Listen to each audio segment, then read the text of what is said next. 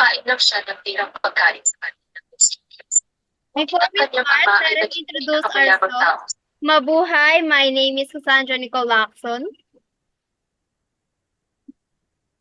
Mabuhay, my name is Angela Alarcon. Ng araw na iyon, Mabuhay, I'm Rizal Dagano. sabihin na nahanap na niya Mabuhay, I'm Angel Idolinco. So again, mabuhay and good evening, everyone. For today's agenda, we will be discussing our final project in HRM 136, which is all about the mystery shopper experience. So our group had the opportunity to visit a local establishment and observe their overall service quality. We chose to visit at Kaisis Cafe, a coffee shop located nearby Cubao. So business type of Crisis Cafe is a coffee shop. We visited last week, July 26, 2025, exactly 3:57 p.m. So, in the next slide, you'll see a short video clip of photos we took during our visit to a Crisis Cafe. pagkatapos ay nakilala niya ang kanilang umalis na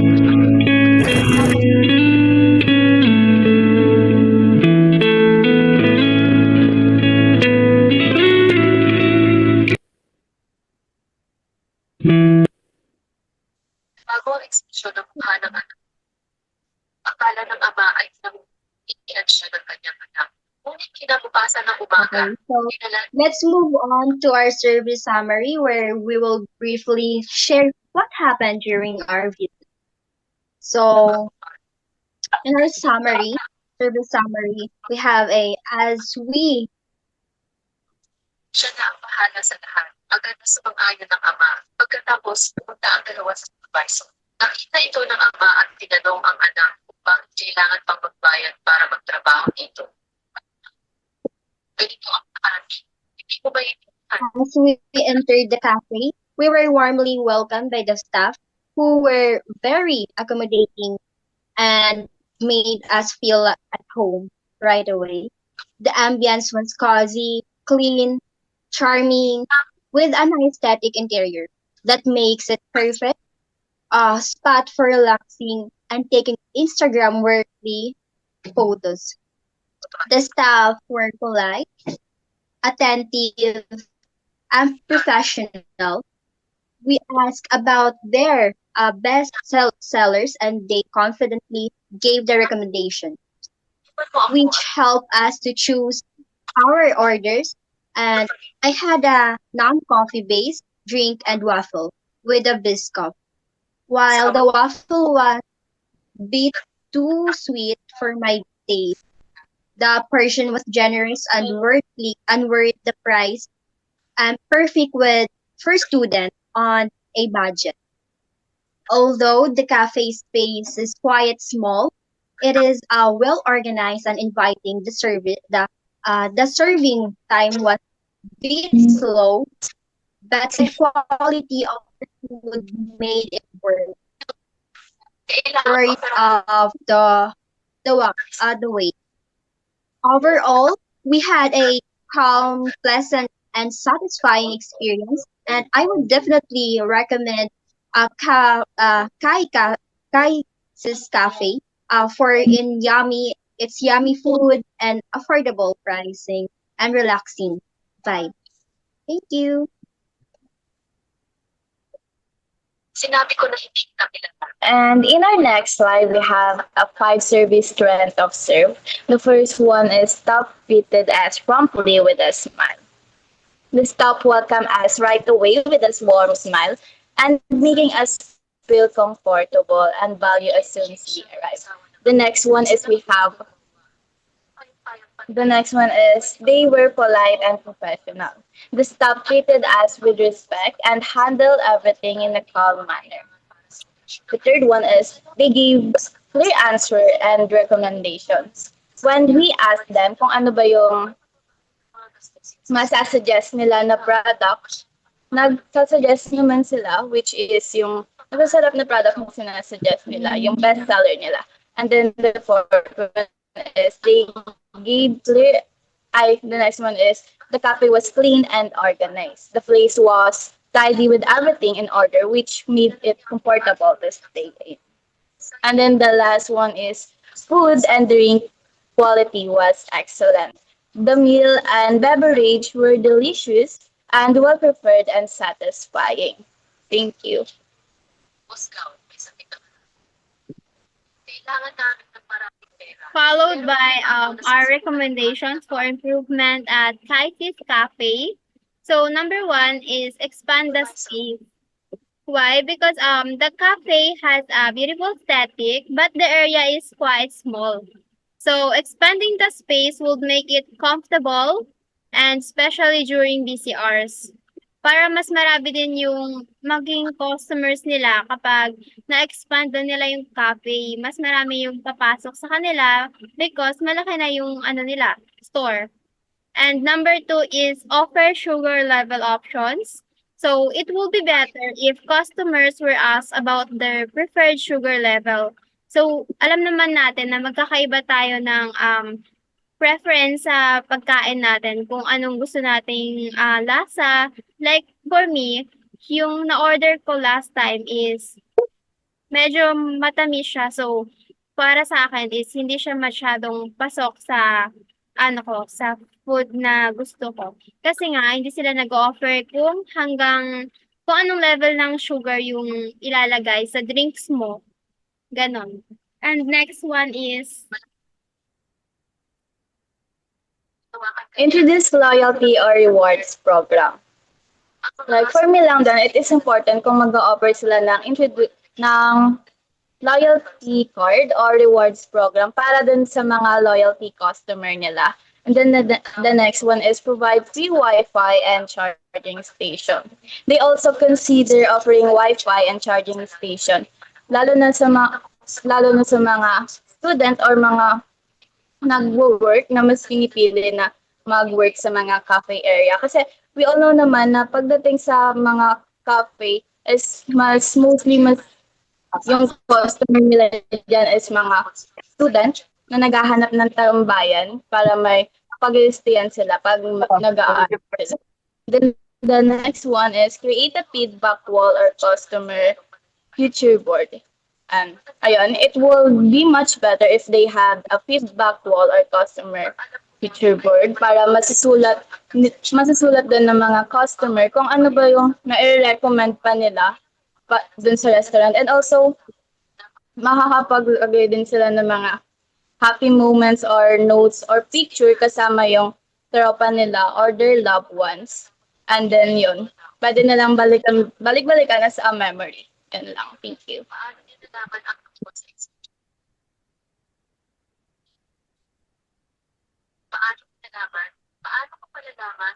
Maaaring tumating ang mga tao mula sa Chamber of Commerce sa anumang oras. Kung malaman ng mga tao sa So we also have the service with the year chart complete with our own ratings based on our observation. mga tao mula sa So first is yung staff rated. Ang rate namin dito is 5 over 5 because the staff greeted us promptly with a warm and friendly attitude. Staff showed product and service knowledge. Our ratings here is 5 over 5 because staff really knows what's the best food to offer to the customer. Environment was clean and organized. Our rating here is 5 over 5. Kaisi Cafe is a really nice cafe shop. You felt value as a customer. Our ratings here is 5 over 5. The staff asked if we need anything else and ensure that yung customer is masasatisfied. Staff offered any additional help.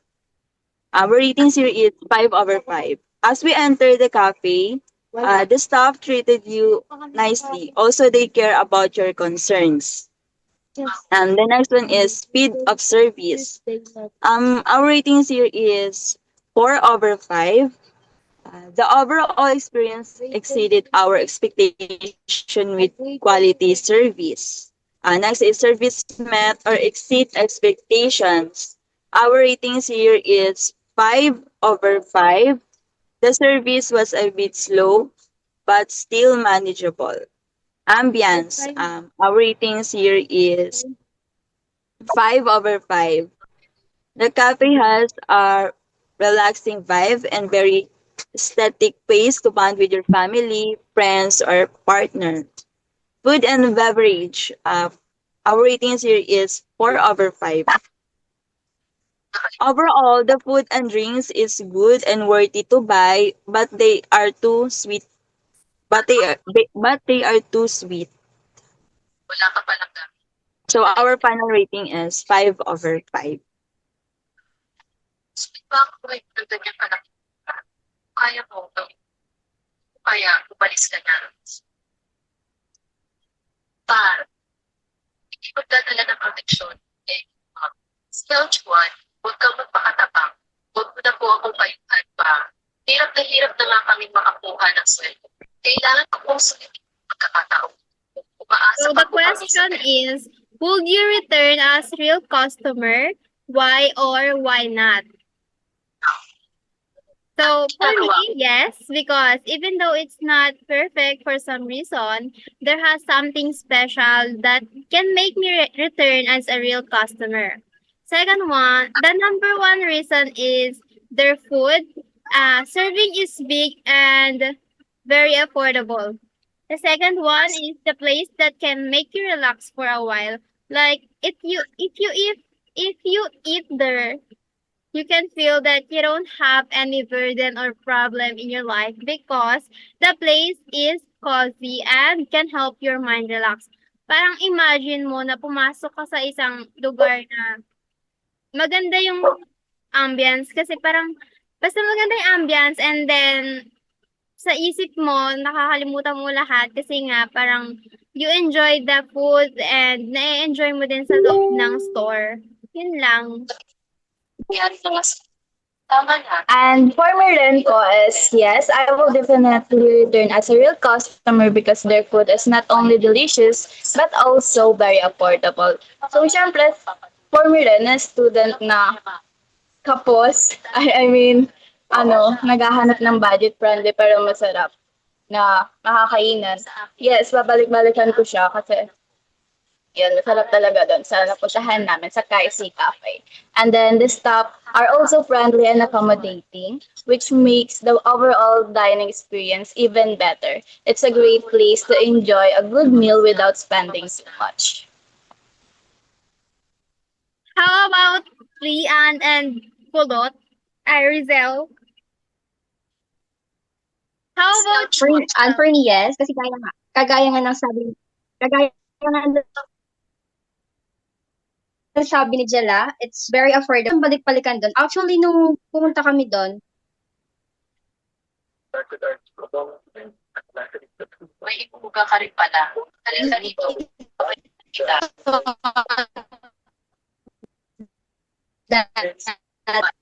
Couch 1. sobrang mahal niya. Kasi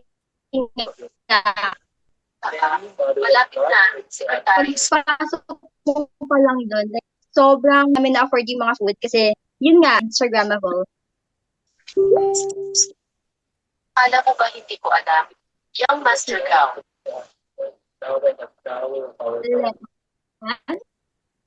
Kinamumulian ng lalaki. how about Lian? Yung itinapon ni Would you return as real customer? Babalik ka ba o babalik ka? Ay lamang sa pamamagitan ng pamumulitan ng pasal. Yes, same as you guys. Wow, very wow. Pasok araw sa constructions. Kapag pagod na, kumakain lang siya ng tirang pagkain sa canteen ng constructions. Ngunit ang kanyang ama ay naging pinakamayamang tao Lastly, sa we'll show you a compilation of the pictures taken during the visit to help you visualize our overall experience. pinapatin. Nang araw na iyon, dali-daling tumakbo ang sekretarya. Ganda. Sabi, Ganda. at nagtatrabaho ito sa construction site. Labis na natuwa. So, visit soon guys kay C Cafe. Nasa Cubao Hindi lang kain ng lang sekretarya. yan. Located siya sa farmers. Kailangan kong ang Thank you. Thank you for your Yes. time and attention, and we hope you enjoyed our presentation. Again, mabuhay everyone. Mabuhay! Thank you.